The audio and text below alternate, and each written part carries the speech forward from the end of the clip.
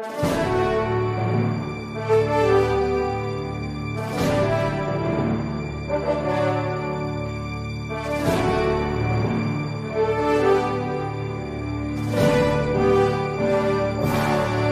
resposta católica de hoje, gostaríamos de responder mais uma vez a Daniela, que continua a sua pergunta e nos fala que ela precisa de uma explicação a respeito da liturgia das horas, ou seja, em que consiste e qual é a importância da liturgia das horas. Veja, aqueles que não estão acostumados com a linguagem da igreja, talvez já tenham visto que os padres, muitos deles, andam com um livro, que é a liturgia das horas, e fazem várias orações durante o dia. Antigamente, esse livro da liturgia das horas era chamado de breviário. Por que essa palavra breviário? Porque tratava-se de uma abreviação da liturgia monástica. Os monges, eles recitavam os salmos ao longo do dia, e assim também os padres deveriam recitar esses salmos ao longo do dia.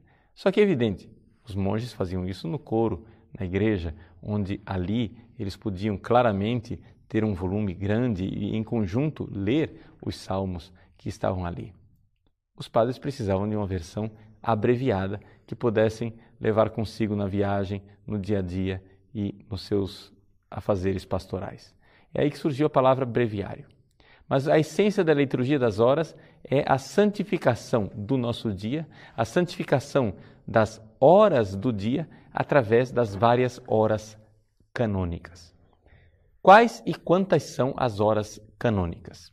Veja, basicamente hoje, depois da reforma do Concílio Vaticano II, nós temos 5 ou 7 horas canônicas, que consistem no seguinte: o ofício das leituras, que é um ofício propriamente para ser recitado de madrugada, mas que, reconhecendo as necessidades de adaptação aos horários do homem moderno, a Igreja diz pode ser recitado também ao longo do dia.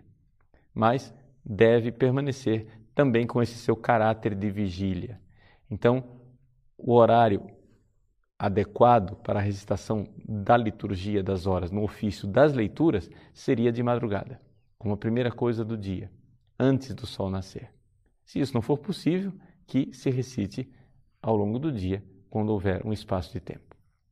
Depois, um segundo momento, que é a oração da manhã, chamada de laudes.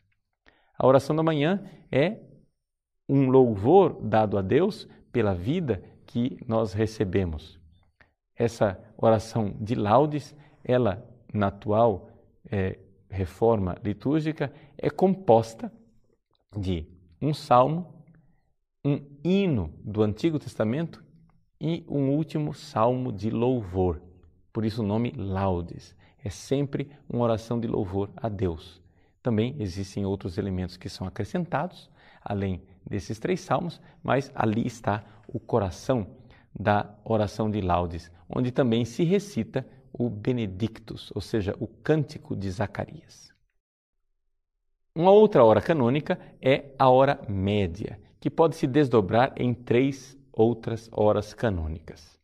Ou seja, a oração das 9 da manhã, do meio-dia e das 3 da tarde, cujo nome clássico é tércia, às 9 da manhã, sexta, seria ao meio-dia, e noa, ou hora nona, às 3 da tarde. Mas essas 3 horas canônicas podem ser recitadas como sendo uma só. Portanto, aqui há uma pequena adaptação para não multiplicar excessivamente os horários canônicos. Então, essas 3 primeiras horas canônicas: ofício das leituras, laudes, hora média. Há uma 4ª hora canônica, que é a oração da tarde, chamada também de vésperas. As vésperas são compostas por 2 salmos e um hino do Novo Testamento. Você se lembra que laudes era um hino do Antigo Testamento colocado no meio.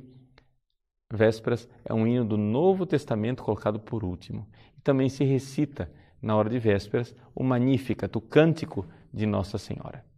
E, finalmente, a última hora canônica, a menorzinha de todas, é a oração da noite, no horário de dormir, chamada de completas.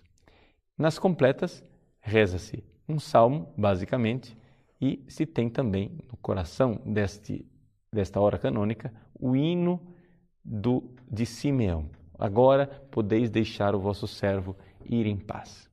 Pois bem, basicamente aqui eu comentei para você a essência daquilo que são as 5 horas canônicas da liturgia das horas. A liturgia das horas, ela pode e deve ser celebrada por todos os fiéis cristãos. É evidente que existem alguns fiéis que são obrigados, pelo seu estado de vida, pelos estatutos canônicos, a recitar a liturgia das horas. É o caso dos padres, por exemplo. Mas nada impede que você, fiel leigo, recite também a liturgia das horas. Aliás, o próprio Concílio Vaticano II incentivou a que cada vez mais se recite a liturgia das horas com a comunidade dos fiéis, para que esse tesouro da igreja, que é a sua liturgia, não fique reservado somente para os padres, mas que seja distribuído também à comunidade dos fiéis que podem se enriquecer com a santificação do seu dia. O espírito da liturgia das horas é exatamente este: santificar o dia ao longo das diversas horas. Nós queremos rezar, nós queremos dirigir a Deus uma palavra. Acontece que nada melhor do que usar a própria palavra de Deus para falar com Deus. Por isso, a récita da liturgia das horas é uma escola de oração, porque a oração dos salmos é a oração que nós fazemos usando a própria palavra de Deus como ponto de partida. Então, aqui, ao rezar a liturgia das horas, nós estamos fazendo aquilo que Cristo também fez. Ele recitou os salmos. Os apóstolos também fizeram isto. E a igreja continua recitando essa belíssima liturgia ao longo dos séculos.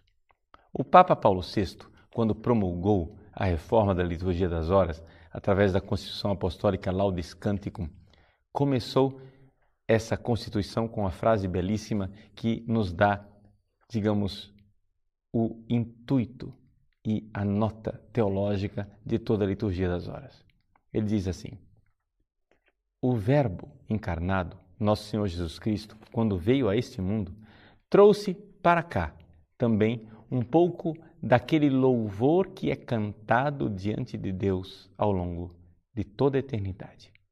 Quando nós recitamos a liturgia das horas e estamos louvando a Deus, estamos aqui na terra, recitando e fazendo um louvor que no céu é incessante. Nós temos no tempo, na santificação do nosso tempo e do nosso dia a dia, a realidade da eternidade que nos toca. Sim, o louvor a Deus é aquilo que se vive na eternidade. Também nós queremos viver esse louvor ao longo do nosso tempo, do nosso dia, da nossa vida. E assim, com a santificação do tempo, vamos transformando nossa vida em história de salvação.